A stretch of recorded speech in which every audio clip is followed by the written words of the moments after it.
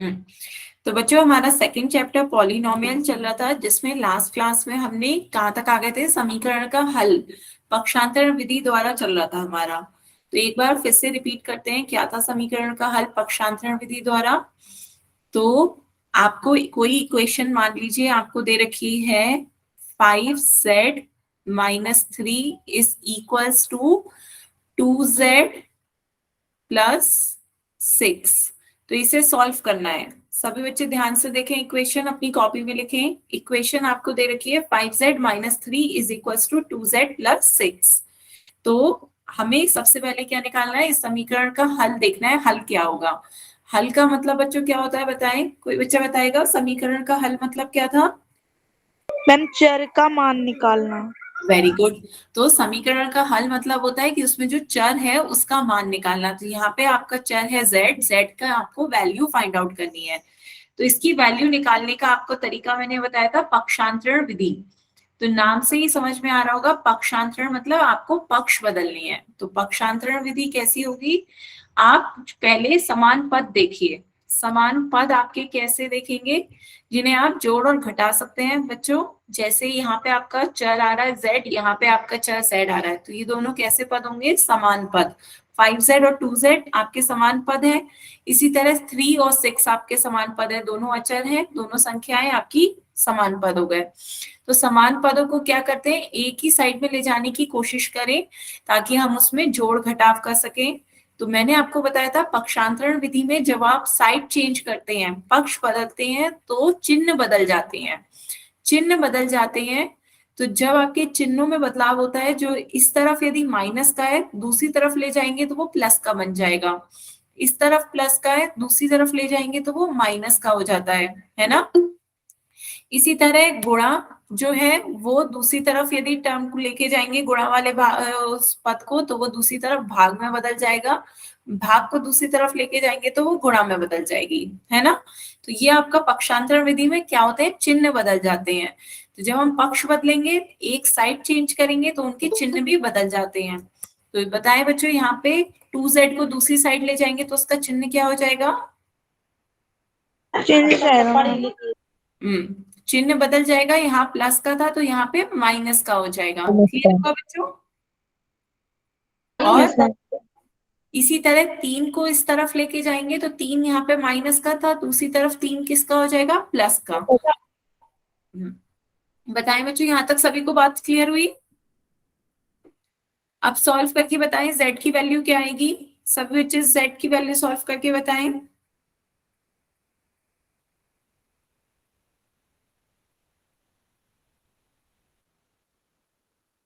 हम्म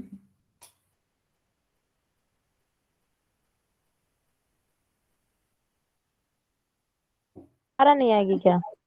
कितनी आएगी बच्चे,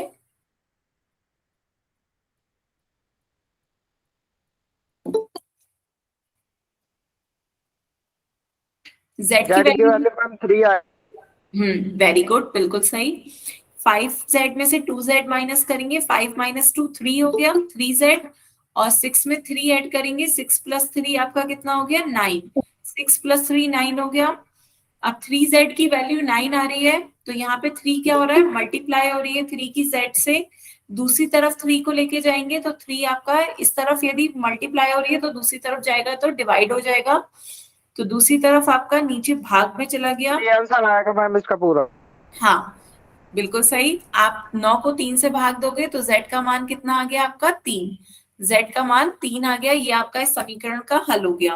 क्लियर है, सभी बच्चों को समझ में आया। Yes ma'am. ठीक है। उसके बाद बच्चों एक और बात बताई थी, ये तो आपको पक्षांतरण विधि कैसे सॉल्व करते हैं ये बताई थी। अब पक्षांतरण विधि के साथ साथ मैंने बच्चों ये भी बताया था कि समीकरण का हल जो होता है वो क्या करता है, समीकरण को संतुष्ट करता है।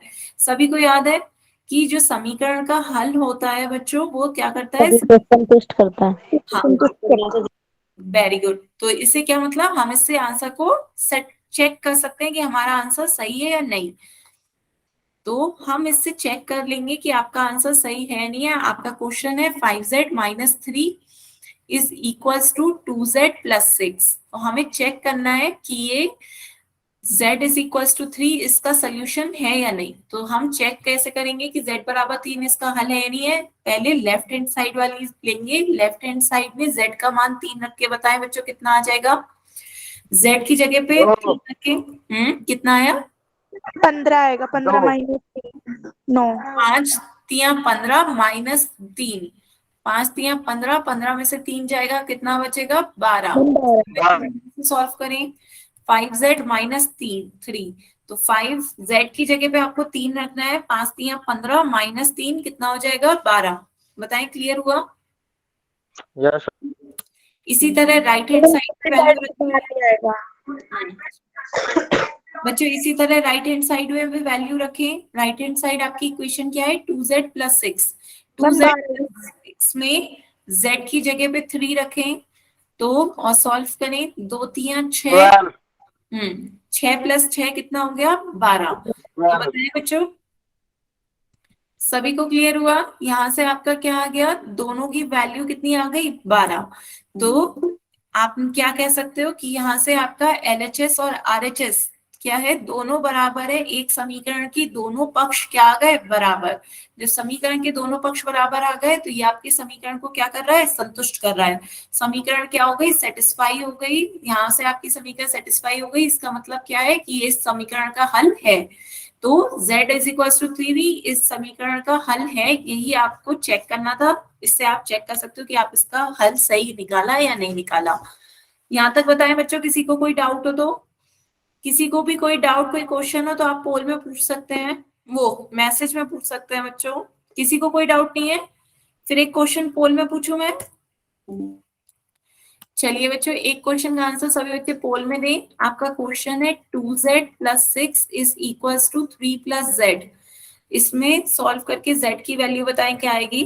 ध्यान से सभी बच्चे पहले सॉल्व करें, उसके बाद अपने आंसर को चेक भी करें। चेक करें फिर आंसर पोल में दीजिएगा। कोई भी बच्चा जल्दबाजी नहीं दिखाए, पहले आंसर पक्षांतरण विधि द्वारा निकाले, फिर उस समीकरण को देखें चेक करके कि समीकरण का हल होगा तो वो उस समीकरण को संतुष्ट कर रहा होगा। तो इससे आप अपना आंसर खुद से चेक कर सकते हैं कि सही है या नहीं, फिर इसका आंसर पोल में दें।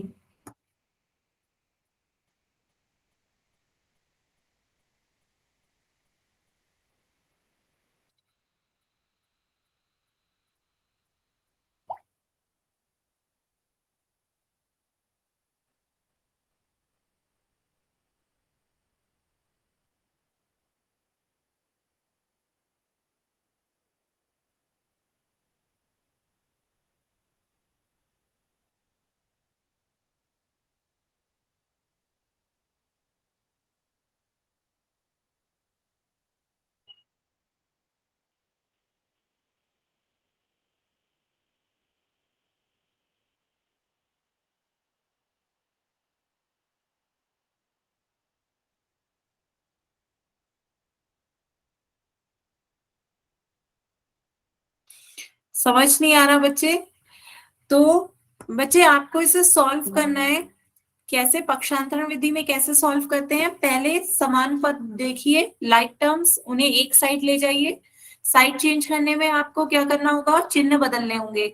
साइड चेंज करने में चिन्हों का ध्यान रखें। चिन्ह चेंज करके फिर उसे सॉल्व करें और z की वैल्यू बताएं। z की वैल्यू कितनी आ रही है, और जो z की वैल्यू आई है आपकी, वो से एक बार चेक कर लें समीकरण में रख के, क्या वो उसका आंसर होगा? तो वो उसे क्या कर रहा होगा? सेटिस्फाई कर रहा होगा।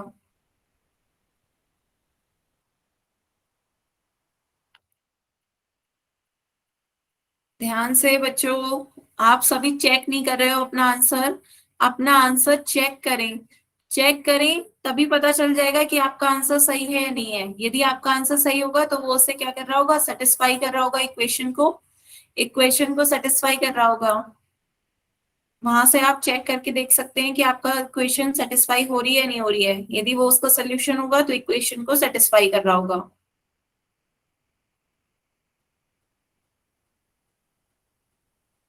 हम्म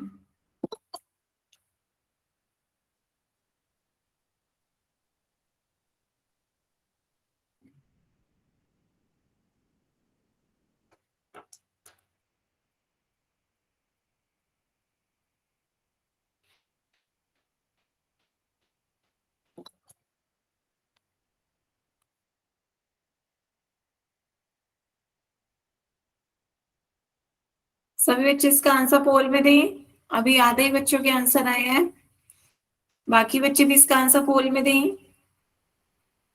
10 बच्चों के वोट आए हैं जिसमें से 6 बच्चों ने सही आंसर दिए हैं। बाकी बच्चे भी जल्दी से इसका आंसर पोल में दें।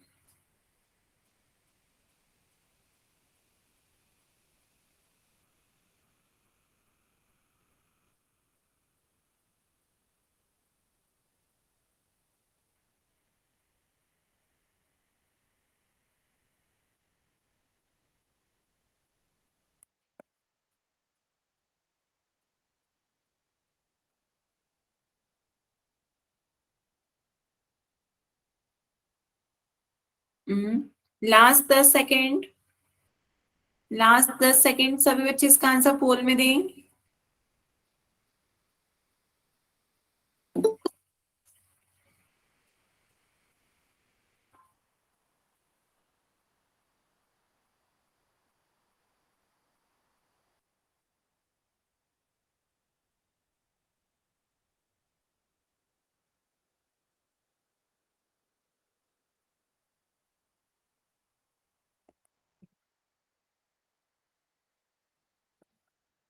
हम्म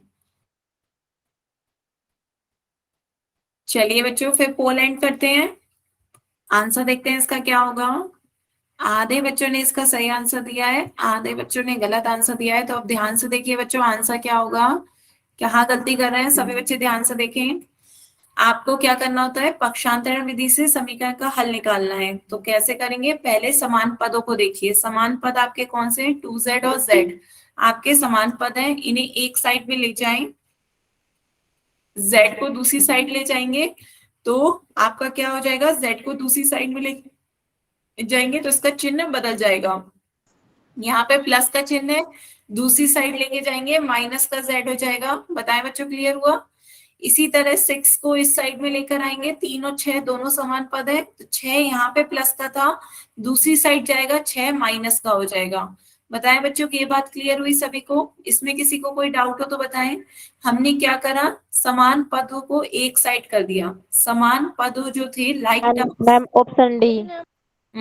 समान पदों को हमने एक पक्ष में ले गए, ठीक है। हाँ, एक पक्ष में ले गए तो ये आपका क्या हो जाएगा, एक पक्ष में ले गए, चिन्ह बदल गए, यहाँ माइनस का z आ गया, यहाँ माइनस का 6 आ गया। तो 2z में से z माइनस करेंगे, 2z माइनस 1z हो गया। और इधर 3 माइनस 6 कितना हो जाएगा, 3 माइनस 6 माइनस का 3। बताए बच्चों, क्लियर हुआ। 3 माइनस 6 माइनस का 3 हो गया है। तो यहाँ से आपकी z की वैल्यू कितनी आ गई, माइनस का 3। चलिए बच्चों, यहाँ से तो आपको पता चल गया कि z आपका आंसर -3 है। चेक भी करके देख लीजिए बच्चों, एक बार चेक करके देखें। z की मेरा जगह, आंसर ठीक। हाँ, आधे बच्चों ने बी ऑप्शन दिया था पर काफी बच्चों ने बी और सी भी लगाया है। तो मैं जिन्होंने बच्चों ने बी और सी लगाया वो दे आंसर देखिए। चेक करने का तरीका देखें, left hand side, left hand side आपकी इक्वेशन है 2z प्लस 6। 2z प्लस 6 में z की वैल्यू -3 रख के बताएं कितना आएगा। z की जगह पे -3 रखें, 2 की मल्टीप्लाई -3 से करेंगे, प्लस का 6, -6। हाँ -6 और +6 दोनों ऐड करके कितना आ जाएगा, 0। -6 और +6 ऐड होके 0 हो जाएगा। इसी तरह राइट हैंड साइड देखिए, राइट हैंड साइड आपकी कितनी है, 3 plus Z. 3 plus Z, Z की जगह आप वैल्यू रखिए -3। 3 प्लस -3 कितना हो गया, प्लस माइनस गुणा करके माइनस हो जाता है तो 3 - 3 आपका कितना आ गया, 0। तो दोनों साइड आपकी क्या आ गई, बराबर आ गई। दोनों साइड 0 आ रही है, left hand side right hand side बराबर है। ये इक्वेशन को क्या कर रहा है, सेटिस्फाई कर रहा है, संतुष्ट कर रहा है। बताएं बच्चों, क्लियर हुआ। मैम एक बार दोबारा से बता दो। हाँ, दोबारा से बताया। बच्चे देखिए, सबसे पहले आपको क्या करनी है, पक्षांतरण विधि में आपको क्या करना होता है, समान पदों को एक ही साइड में ले जाते हैं। तो यहाँ पे आपका 2z और z समान पद है, समान पदों को हम जोड़ और घटा सकते हैं। 2z में 6 तो हम जोड़ घटा सकते नहीं, तो हमें क्या करना होगा, हमें एक साइड में z और z को ले जाएंगे ताकि z के टर्म्स को हम जोड़ और घटा पाएंगे। तो जब हम z को दूसरी साइड लाते हैं तो उसका क्या होता है, चिन्ह बदल जाता है। यहाँ पे ये प्लस का है, दूसरी साइड ले जाएंगे तो z किस में हो जाएगा, माइनस में बदल जाएगा। ठीक है, पक्षांतरण में प्लस वाला पद इक्वल के दूसरी साइड जाके माइनस में बदल जाता है, माइनस का प्लस में बदल जाता है, प्लस का माइनस में। तो हमने क्या करा, पक्ष बदल दिए, z को इस साइड ले आए, 6 को उस साइड ले आए। यहाँ तक बताए, बात समझ में आई बच्चों? क्यों करा हमने ऐसे? क्योंकि हम जो समान पद होंगे जिन्हें हम जोड़ और घटा सकते हैं उन्हें हम एक ही साइड में लाने की कोशिश कर रहे हैं। 2z और z को एक साइड में ले आए, 3 और 6 को एक साइड में ले गए। तो साइड चेंज करने पे आपके चिन्ह बदल गए, यहाँ प्लस का 6 था, दूसरी साइड ले गए तो ये प्लस माइनस का 6 हो गया। ठीक है, अब इसे सॉल्व कर लिया, 2z में से 1z माइनस करोगे, 2 माइनस 1 कितना होता है? 1। तो यहाँ आपका आया 1z, और 3 में से 6 घटाओगे तो कितना आ जाएगा? माइनस का 3। 3 में से 6 घटाओगे, माइनस का 3 हो गया, तो z का मान कितना आ गया? -3। बताएं, क्लियर है? z का मान कितना आ गया आपका? -3 हो गया, आपका ये आंसर हो गया। तो यहाँ पे ही आप छोड़ सकते हो कि आपका आंसर क्या आ गया? डी। लेकिन यदि आप इसे चेक करना चाहो तो आप खुद से चेक भी कर सकते हो कि आपका आंसर सही है या नहीं। कैसे चेक करते हैं बच्चों? आप समीकरण में मान रख के देख लो कि आपकी यदि समीकरण में मान रखने पर दोनों पक्ष बराबर आ जाए तो आपका वो समीकरण का हल होगा। तो पहले लेफ्ट हैंड साइड आपकी समीकरण क्या है? 2z + 6। 2z मैम + दोनों 6 तरफ में, लेफ्ट हैंड साइड और राइट हैंड साइड समान होती है। हाँ, लेफ्ट हैंड साइड और राइट हैंड साइड दोनों समान आ जाए तो वो आपकी समीकरण का हल है, तभी आपका वो समीकरण को संतुष्ट कर रहा है। तो आपने z की जगह पे -3 रखा, 2 इंटू -3 कितना हो गया? माइनस का 6 प्लस 6 कितना हो जाएगा? 0। इसी तरह राइट हैंड साइड 3 + z में z की जगह -3 रखा, 3 और -3 को जोड़ेंगे तो कितना आ जाएगा? 0। बताएं बच्चों, क्लियर हुआ? Yes ma'am. ठीक है, यस मैम। साइड 0 आ गए तो आपका आंसर क्या हो जाएगा? D, z = -3। अच्छा, अब जिन बच्चों ने जैसे ऑप्शन बी लगाया, तो बच्चों यदि आप चेक करते तो आपको तभी पता चल जाता कि z = -1 इसका सोल्यूशन नहीं है। क्यों? क्योंकि यदि आप उसमें LHS में रखते वैल्यू 2z + 6 में z की वैल्यू -1 रखिए, z की जगह पे -1 रखे, सॉल्व करिए, 2 की -1 से मल्टीप्लाई करेंगे, -2 + 6, -2 + 6 कितना हो जाएगा बच्चों? प्लस का 4, है ना? -2 प्लस का 6 आपका कितना आ गया? प्लस का 4, आपका लेफ्ट हैंड साइड आ गई 4। इसी तरह राइट हैंड साइड देखिए, राइट हैंड साइड बच्चों कितनी हो जाएगी? 3 + z, z की जगह पे आपको क्या रखना है? -1। तो 3 -1 कितना हो जाएगा आपका? 2। तो लेफ्ट हैंड साइड कुछ और आ रही है, राइट हैंड साइड कुछ और आ रही है, ये दोनों आपस में बराबर नहीं है, तो ये इसका सोल्यूशन नहीं होगा। बताएं बच्चों, क्लियर हो रहा है? Yes ma'am. इस तरीके से ही आप सी भी चेक कर सकते हैं। जिन बच्चों ने सी ऑप्शन लगाया था वो सी देखें। यदि आप चेक करोगे तो z की जगह पे 3 रख के देखो, सी ऑप्शन भी आपका सेटिस्फाई नहीं हो रहा होगा। z की जगह पे 3 रखिए, LHS कितना आ जाएगा आपका? 2z + 6 में z की जगह पे 3 रखने पर 2 इंटू 3 आपका 6 हो गया, 6 में 6 ऐड करेंगे 12 आ गया। राइट हैंड साइड आपकी कितनी हो गई? 3 + z, z की जगह पे क्या रखेंगे? 3। तो 3 + 3 कितना हो जाएगा? 6। दोनों बराबर नहीं आ रहे, 12 6 एक दूसरे के बराबर नहीं होते, तो ये भी इसका हल नहीं होगा। हल कब होता है? जब दोनों साइड आपस में क्या आ जाए? बराबर आ जाए समीकरण का हल रखने पर। जब समीकरण का हल समीकरण को संतुष्ट करता है तभी वो उसका हल होगा, नहीं तो नहीं। ठीक है, बताएं बच्चों, क्लियर है? किसी को कोई डाउट हो तो बताएं, आगे चलिए। यस। चलिए बच्चों, एक क्वेश्चन और करते हैं बच्चों, इसका भी आंसर सभी बच्चे पोल में दें। ध्यान से सर इसका आंसर सॉल्व करिएगा। आपकी बार आपकी इक्वेशन है 3z + 4 = 6 + z। सॉल्व करके z की वैल्यू बताएं क्या आएगी। आपकी बार ध्यान से सभी बच्चे करें और फिर उसके बाद अपने आंसर को चेक भी करें। मैम सब सही है।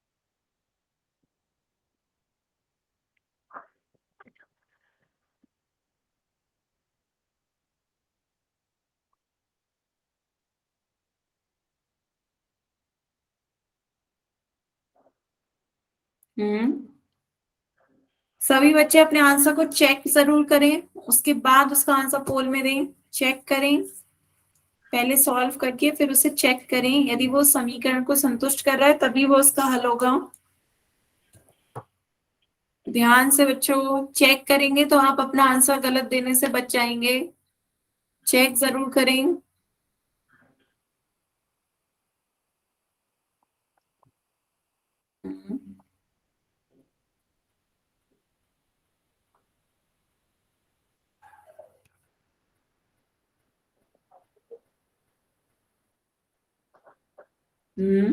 गुड।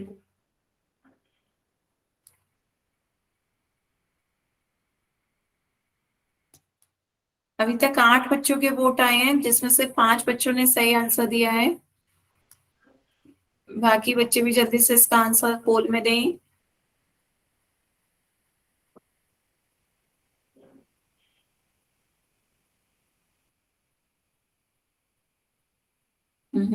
बच्चों क्या कर रहे हो?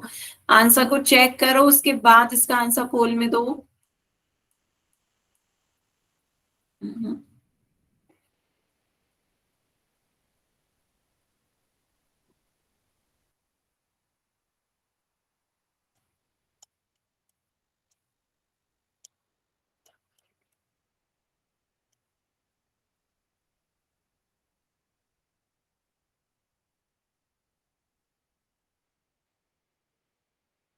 लास्ट 10 सेकेंड, लास्ट 10 सेकेंड है बच्चों, जल्दी से इसका आंसर पोल में दें।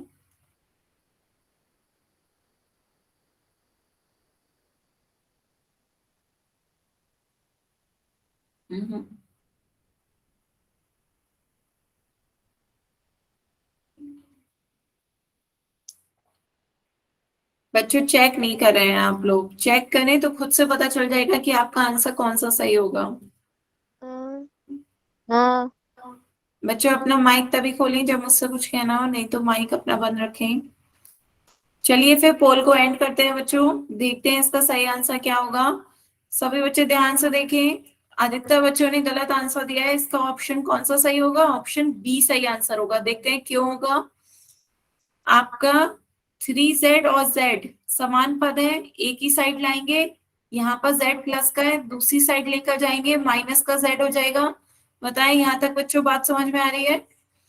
z उधर लेके गए, माइनस का z हो गया, 4 को उधर लेके जाएंगे माइनस का 4 हो जाएगा, यहाँ पर प्लस का है, दूसरी साइड लेके जाएंगे माइनस का 4 हो जाएगा। बताएं बच्चों यहाँ तक किसी बात नहीं समझ में आई?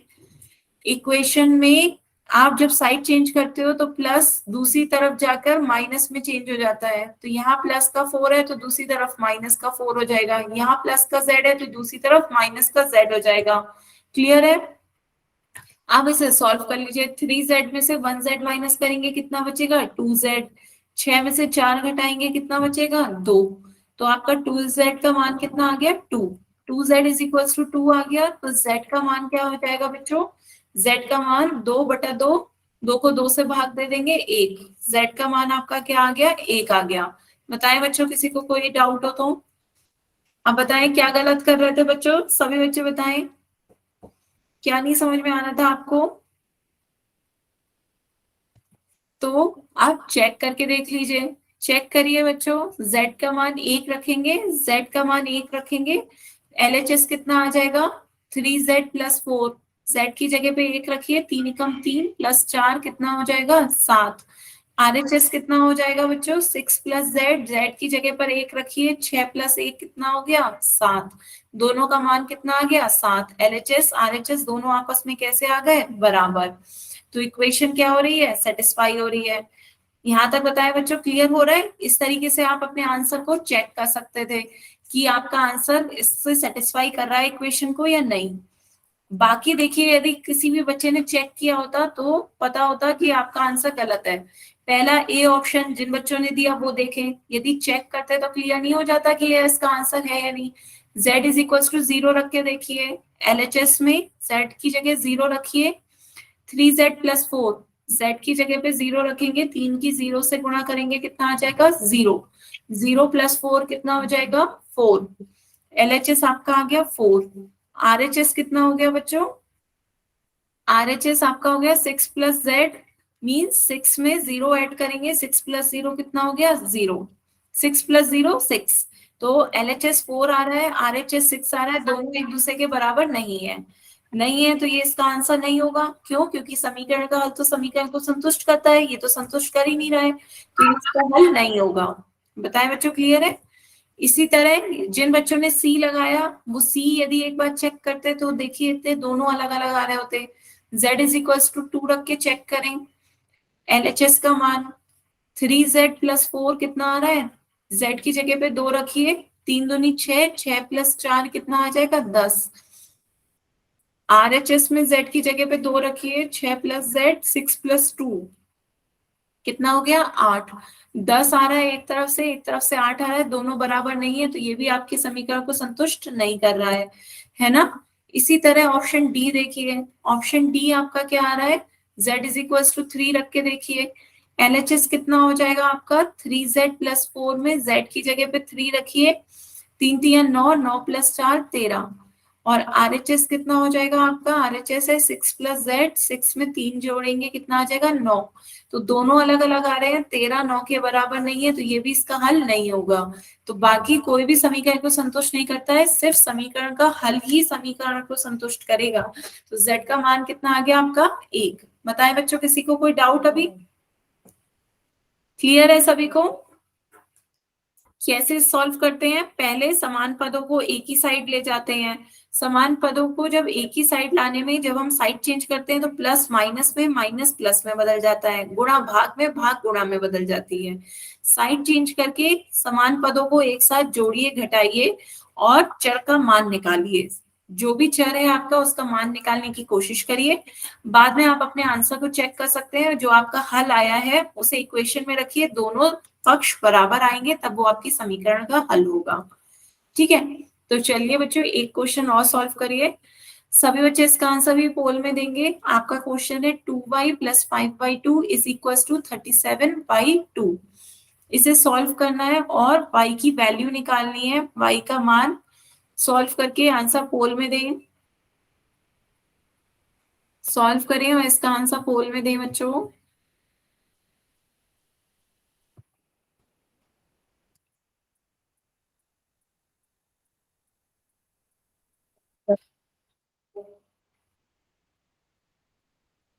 माइक पे कोई भी नहीं बोलेगा, सभी बच्चे इसको अपनी कॉपी में सॉल्व करके पोल में आंसर दें और आंसर को चेक जरूर करें।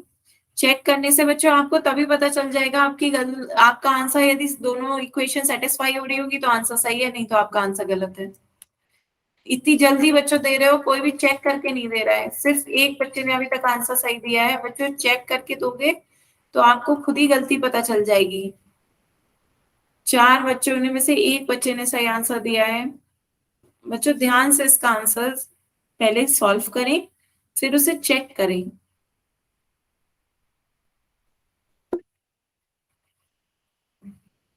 बच्चों चेक करें।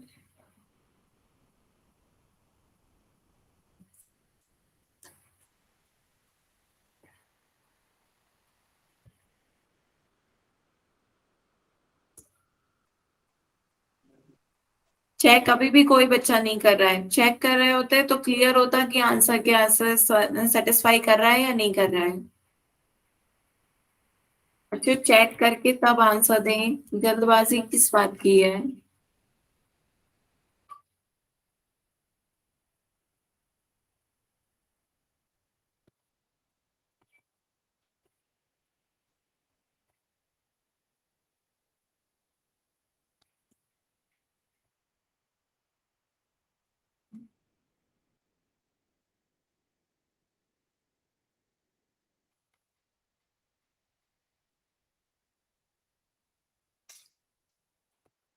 जो कोई भी चेक करके आंसर नहीं दे रहे हो, चेक करके आंसर दो तो क्लियर हो कि आंसर सही है नहीं है। अच्छा बताते भी नहीं है कि क्या नहीं समझ में आ रहा है। पहला आपको समान पदों को एक ही साइड ले जाना है, समान पदों को एक साइड ले जाके सॉल्व करो, फिर चर का मान निकाल लो।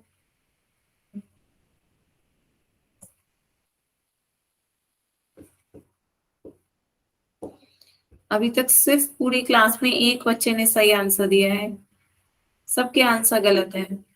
सब बच्चे जिन्होंने आंसर दे भी दिए हैं पोल में, वो दोबारा से चेक करें अपना आंसर, चेक करें, अपनी गलती खुद से ढूंढें।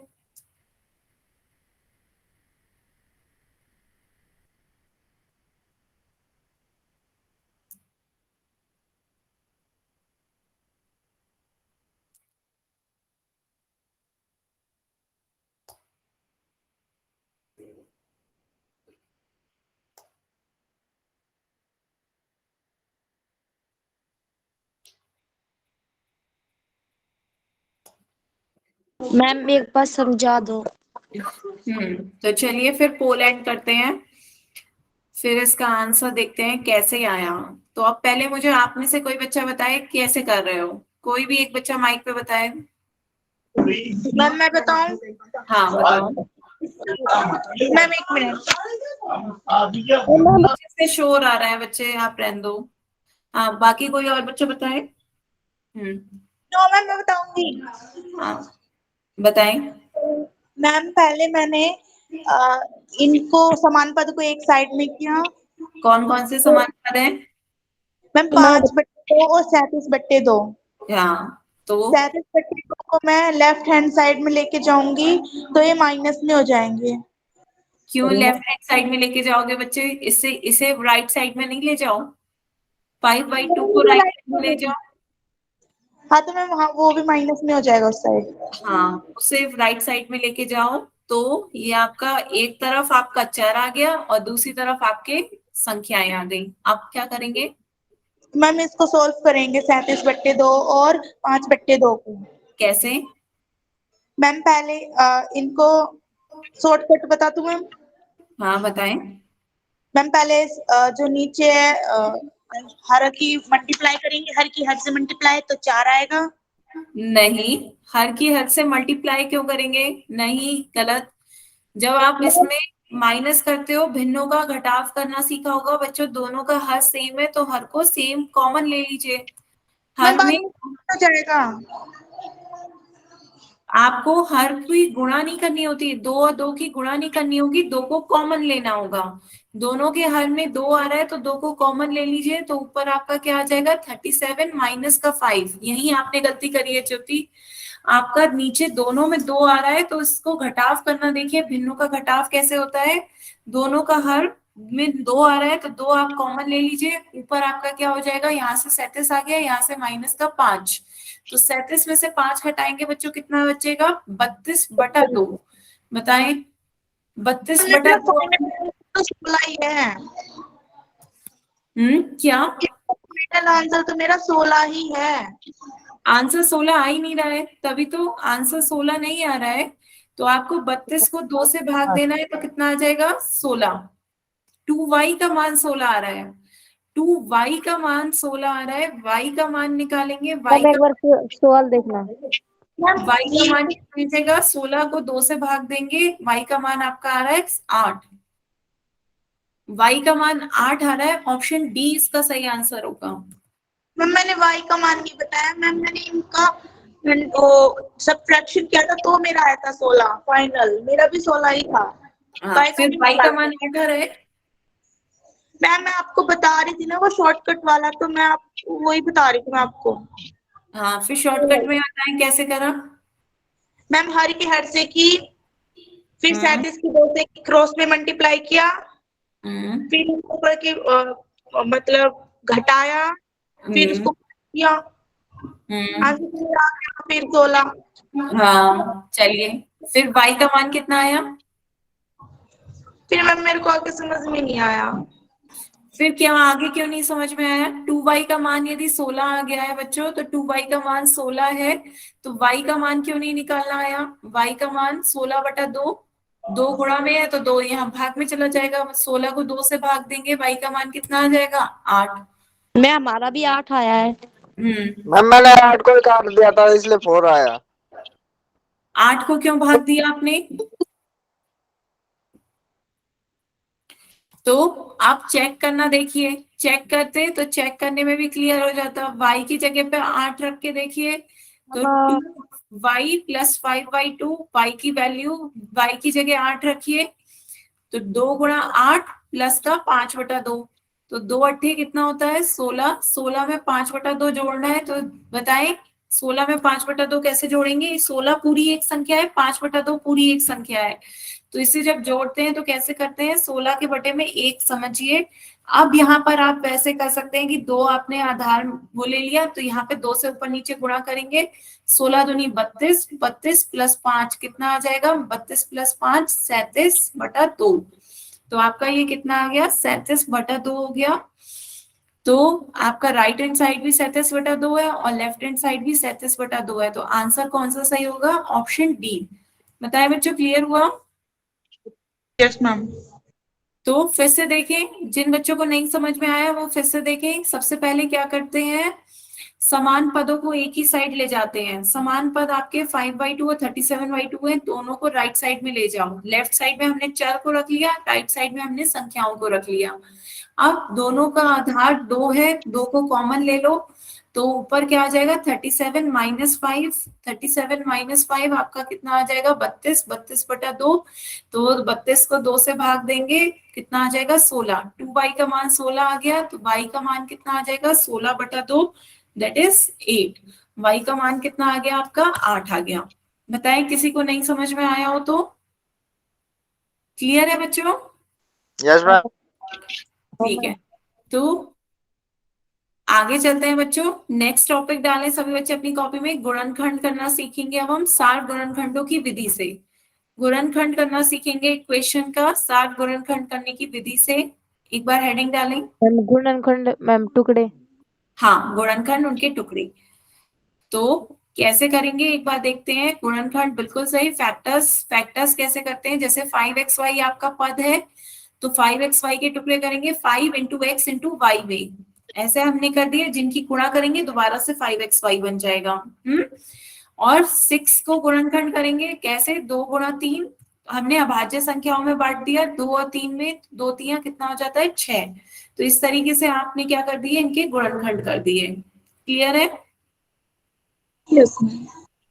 तो एक हो गया आपका 5 इंटू एक्स इंटू वाई और दूसरा हो गया 2 इंटू 3 6। तो ये आपके इसके गुणनखंड हो गए। अब आपको 60 गुणनखंड कहना हो तो जो भी गुणनखंड जो सभी पदों में उभयनिष्ठ हो वो आपका क्या कहलाता है? 60 गुणनखंड कहलाता है। जो सभी पदों में बच्चों उभयनिष्ठ हो, कॉमन हो, वो आपका कॉमन फैक्टर कहलाता है। क्लियर है? एक बार उदाहरण देखते हैं तो और क्लियर हो जाएगा बच्चों। आपके दो टर्म्स दे रखे हैं, एक है 12xy² और दूसरा है 6। तो इसमें बताएं 12xy²। मैम हाँ मैम मेरा एक बार, मैम माइक ऑन करिए। बताएं। माइक ऑन है। बताएं, कुछ कहना चाह रहे हैं बच्चे?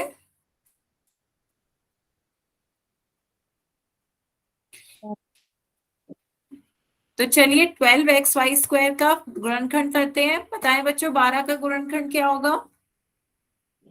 3 गुणा 4 गुणा x गुणा y गुणा y, या आप कह सकते हो 3 गुणा 2 गुणा 2, अभाज्य संख्याओं में तोड़ लिया हमने। 3 गुणा 2 गुणा 2 into x into y into y, तो ये आपका इसका गुणनखंड हो गया 12xy² का। बताएं सभी बच्चों को क्लियर हुआ? हमने 12xy² के गुणनखंड कर दिए। 3 गुणा 2 गुणा 2 गुणा एक्स गुणा वाई, और इधर आपका गुणनखंड क्या हो जाएगा? 2 गुणा 3। 6 का गुणनखंड हो गया 2 गुणा 3। बच्चों आपस में बात नहीं करनी है, तो कॉमन फैक्टर आपको बताना है जो दोनों में उभयनिष्ठ हो। तो दोनों में उभयनिष्ठ बिल्कुल सही आपने बताया, 2 गुणा 3 दोनों में आ रहा है, तो ये 2 गुणा 3 आपके क्या हो जाएंगे? 60 गुणनखंड। कॉमन फैक्टर आपसे पूछा जाए कि दोनों में उभयनिष्ठ क्या है, 60 गुणनखंड बताएं, तो दोनों में उभयनिष्ठ है 2 गुणा 3। 2 गुणा 3 आपका 60 उभयनिष्ठ कॉमन फैक्टर हो गया। बच्चों आपस में बात नहीं करनी है। लास्ट वार्निंग दे रही हूँ, जयदीप और मोहित के नाम से जिस बच्चों ने ज्वाइन किया है, दोनों बच्चों को तो मैं क्लास से निकाल दूंगी यदि आपस में बात करें तो यहाँ पर आपका 60 गुणनखंड क्या हो गया? 2 गुणा 3, जो दोनों में उभयनिष्ठ हो वो आपके 60 गुणनखंड होते हैं। जैसे यहाँ पे आपका क्या था 12xy², हमने इसके गुणनखंड करे, आपके ये आ गए। इसके हमने अभाज्य संख्याओं में गुणनखंड करे, 2 गुणा 3 आ गया, दोनों में 2 गुणा 3 कॉमन है, तो ये आपके क्या कहलाएंगे, सार गुणनखंड कहलाएंगे। बताएं बच्चों, क्लियर हुआ? Yes ma'am. कोई डाउट हो तो बताएं। इसी तरह मैम हाँ, एक बार कैमरा ऑन करके मेरा मेरा सवाल देखना मैम। क्या सॉल्व किया है आपने, बताएं, दिखाएं।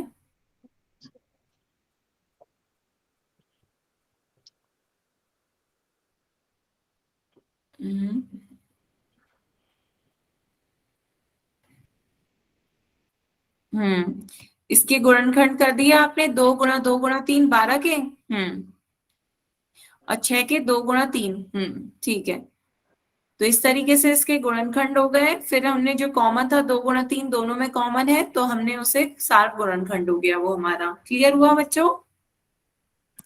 अब इसके बाद एक आपका क्वेश्चन था 5xy और 6। 5xy और 6 में बताओ बच्चों सार गुणनखंड क्या होगा। पहले इसके गुणनखंड करो, फिर उसके बाद दोनों में कॉमन बताओ क्या है। बच्चों माइक अपना बंद रखें, माइक बंद रखें, सबसे डिस्टरबेंस आती है। मैसेज में बताएं लिखकर, मैसेज में देख रही हूँ। पहले इसके गुणनखंड बताएं, फिर उसके बाद जो दोनों में कॉमन हो वो आपके सार गुणनखंड हो जाएंगे।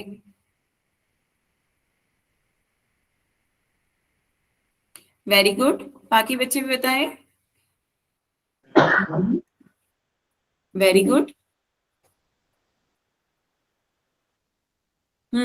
तो 5xy के गुणनखंड करें 5 इंटू एक्स इंटू वाई, और 6 के गुणनखंड करें 2 गुणा 3। लेकिन बच्चों यहाँ पर आपका कोई भी ऐसी संख्या नहीं है जो दोनों में आ रही हो, दोनों में उभयनिष्ठ कुछ भी नहीं है। तो जब ऐसी संख्या, जब दोनों कुछ भी कॉमन नहीं आ रहा है, तो बच्चों आपका मैम, 1 एक से गुणा करोगे, हाँ वेरी गुड, 1 से गुणा करोगे तो आपकी वही संख्या आ जाती है। 0 से गुणा नहीं करनी है बच्चों, कोई भी गलती ना करे कि 0 से गुणा कर दोगे तो पूरी संख्या आपकी 0 हो जाएगी। यदि कुछ भी कॉमन नहीं है तो वहां पर कॉमन क्या होगा आपका, 1। 1 से हम किसी भी संख्या की गुणा करते हैं वही संख्या आ जाती है। वेरी गुड बच्चों, बिल्कुल सही बताया, आपका कॉमन फैक्टर क्या हो जाएगा, 1। क्लियर है?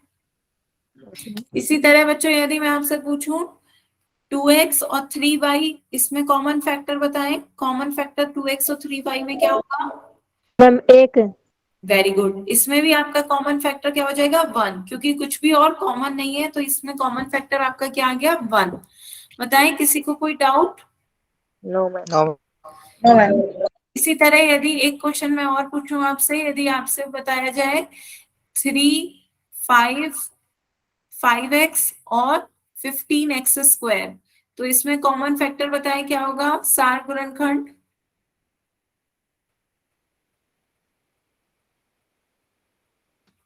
3 5x और 15x², तीनों में देख के बताएं, जल्दबाजी नहीं।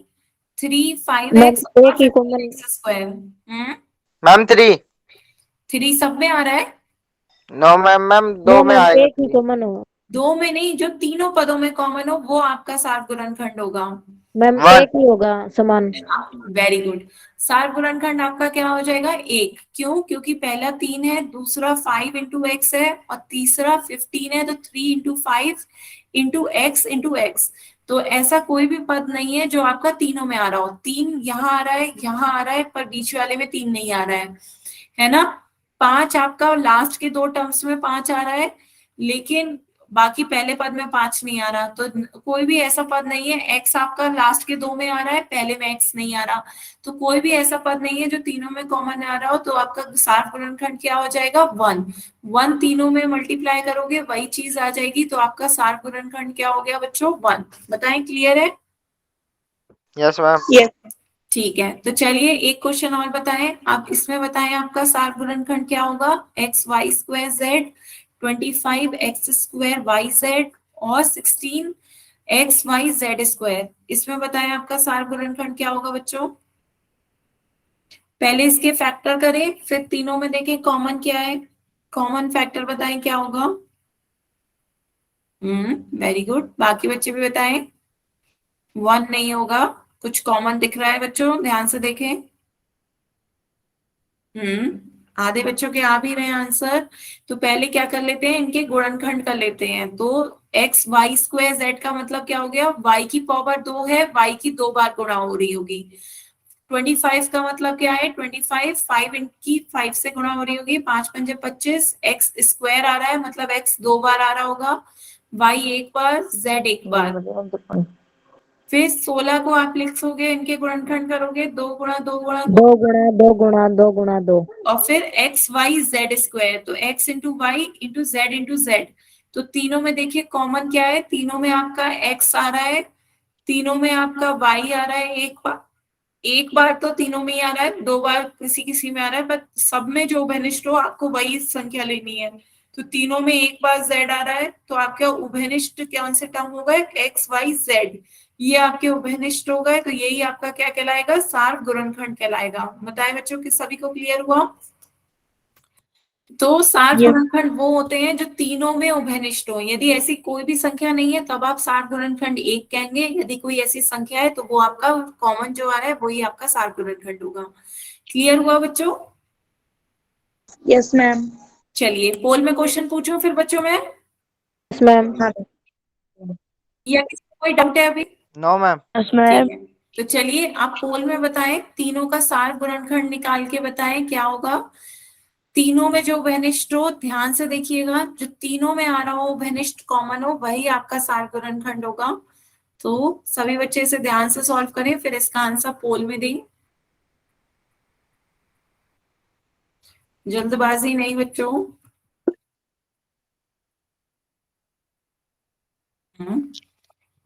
गुड, सभी बच्चे इसका आंसर पोल में दें।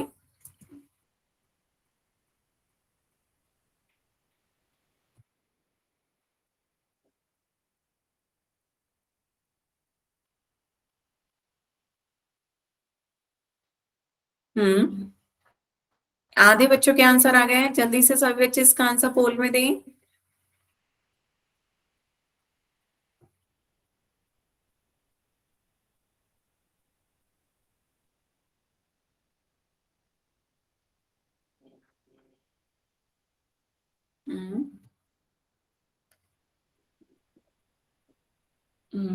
लास्ट 10 सेकेंड,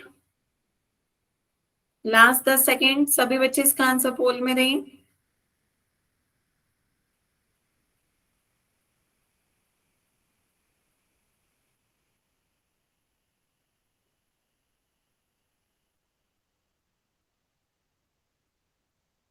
चलिए सभी के आंसर आ गए हैं, तो पोल एंड करते हैं।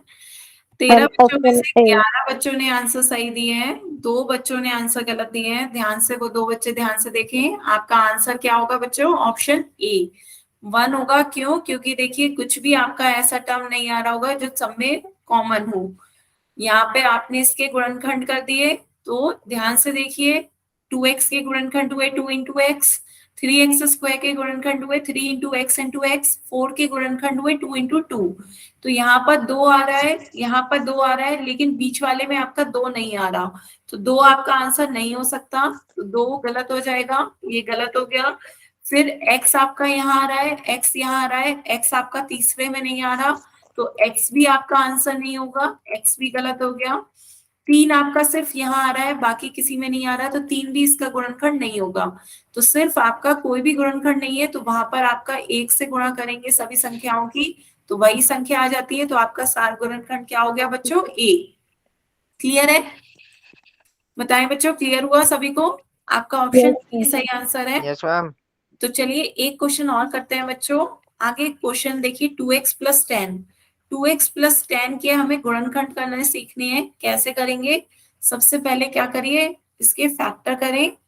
2x का फैक्टर हो गया 2 इंटू एक्स, 10 का फैक्टर हो जाएगा 2 इंटू 5। बताए बच्चों, यहाँ तक सभी को समझ में आया। Yes ma'am. 2x को हम लिख सकते हैं 2 इंटू एक्स, और 10 को हम लिख सकते हैं 2 इंटू 5 में। हमने इसके क्या कर दिए, गुणनखंड कर दिए। अब दोनों में बच्चों आपको 2 कॉमन दिख रहा है, दोनों में 2 कॉमन है, 2 दोनों में आ रहा है आपका, तो 2 को हम क्या कर लेंगे, कॉमन है तो उसे बाहर निकाल लेंगे 2 को, बाकी जो बचा हुआ है उसे हम ब्रैकेट में लिख देंगे। ध्यान से देखें, आपका क्वेश्चन है 2x प्लस 10, हमने क्या करा, 2x को लिख दिया 2 इंटू एक्स, और 10 को लिख दिया 2 इंटू 5। दोनों में आपको 2 कॉमन दिख रहा है ना बच्चों, दोनों में यहाँ भी 2 आ रहा है, यहाँ भी 2 आ रहा है, तो 2 को हम क्या कर लेंगे, बाहर निकाल लेंगे, और जो भी बाकी बचा हुआ है उसे हम ब्रैकेट में लिख देंगे। यहाँ x बच रहा है, यहाँ प्लस x प्लस दूसरे में 5, तो आपका ब्रैकेट में क्या आ जाएगा, x प्लस 5। तो आपका आ गया 2 इंटू एक्स प्लस 5, तो ये आपके इसके गुणनखंड हो गए 2 ब्रैकेट में x प्लस 5, ये इसके गुणनखंड हो गए 2x प्लस 10 के। बताए बच्चों, क्लियर हुआ? 2 कॉमन, यस मैम। 2 को हमने बाहर निकाल लिया, जो बाकी बचा हुआ है उसे हमने ब्रैकेट में लिख दिया। तो एक क्वेश्चन बच्चों और करते हैं। एक क्वेश्चन सभी बच्चे ध्यान से बताएं। यदि मैं आपसे पूछूं 14y प्लस 21y स्क्वायर, तो इसमें आप कॉमन लेकर बताएं क्या आएगा, इसके गुणनखंड करें। 14y प्लस 21y स्क्वायर के गुणनखंड करें बच्चों।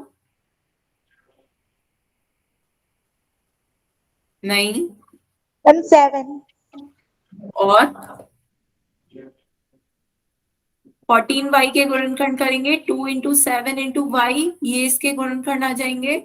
21y स्क्वायर के गुणनखंड करेंगे 3 इंटू 7 इंटू वाई, ये इसके क्या आ गए, मैम गुणनखंड। हाँ, ब्रैकेट में आएगा 2 और 3। नहीं, ध्यान से देखें बच्चों, यहाँ पे आपने इसके गुणनखंड करे तो कॉमन क्या आ रहा है आपका, यहाँ से 2, यहाँ से 7 कॉमन आ रहा है, दोनों में 7 आ रहा है और दोनों में y आ रहा है, तो आपका कॉमन क्या आ गया, 7y कॉमन आ रहा है। तो जो कॉमन आ रहा है तो ब्रैकेट में मैम 2 और 3 आएगा। 2 प्लस 3y, 2 प्लस 3y, ना कि 2 और 3, 2 प्लस 3y। ब्रैकेट में आपका क्या आएगा, 2 प्लस 3y, यहाँ से आपका 2 बच रहा है, प्लस का साइन बनेगा बीच में, और इधर आपका 3y, तो आपका क्या आ जाएगा 2 प्लस 3y। तो ये इसके हमने गुणनखंड करे तो क्या आ जाएगा 7y ब्रैकेट में 2 प्लस 3y। बताए बच्चों, क्लियर हुआ? 14y प्लस 21y स्क्वायर की गुणनखंड आपके क्या आ गए, ये। क्लियर है बच्चों? Yes ma'am. किसी को कोई डाउट हो तो बताएं। चलिए एक क्वेश्चन फिर और करते हैं बच्चों। नेक्स्ट क्वेश्चन आपकी बात ध्यान से बताइएगा। हॉल में दे दो मैम। पोल में बच्चों अभी दूंगी 20x, टाइम नहीं है बच्चों, पोल में 2 मिनट रह गए हैं, इसीलिए क्वेश्चन ही पूछ ले रही हूँ। 15y, इसमें बताएं आपका क्या आएगा, गुणनखंड करके जल्दी से बताएं बच्चों। 20x प्लस 15y के गुणनखंड करके बताएं क्या आएगा।